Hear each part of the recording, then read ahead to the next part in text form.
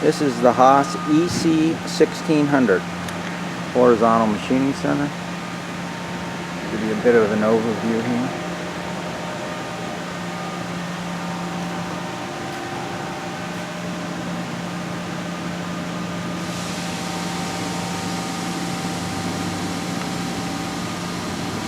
We've got a new way cover ordered here for the lower section there. We're going to go ahead and shoot you the video now. The new way cover will be in.